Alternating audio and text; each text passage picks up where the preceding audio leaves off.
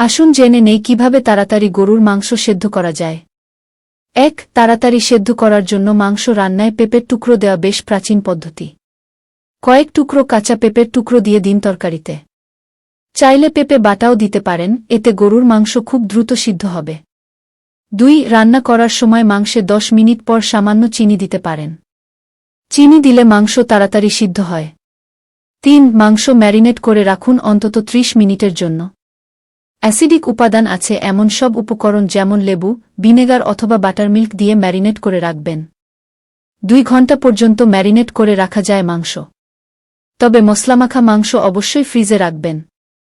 ৪. টক দই মেখে ১ ঘন্টা ফ্রিজে রেখে দিন মাংস। এতে রান্না করতে সময় কম লাগবে।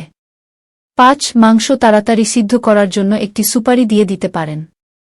সুপারি দিলে মাংস তাড়াতাড়ি সিদ্ধ হয়। ৬. দ্রুত মাংস রান্না করতে উচ্চ তাপ ব্যবহার করুন। উচ্চ তাপে নির্দিষ্ট সময় পরপর নেড়ে এবং ঢেকে রান্না করলে মাংস তাড়াতাড়ি রান্না হবে। ৭. রান্নার মাঝামাঝি সময়ে লবণ দিন। এতেও মাংস তাড়াতাড়ি সিদ্ধ হবে। ৮. মাংস রান্নার সময় পাত্রে একটা তামার পয়সা ফেলে দিলে মাংস তাড়াতাড়ি সিদ্ধ হয়। বাবুর্চিরা মাংস তাড়াতাড়ি সিদ্ধ করার জন্য এই পদ্ধতি অবলম্বন করেন।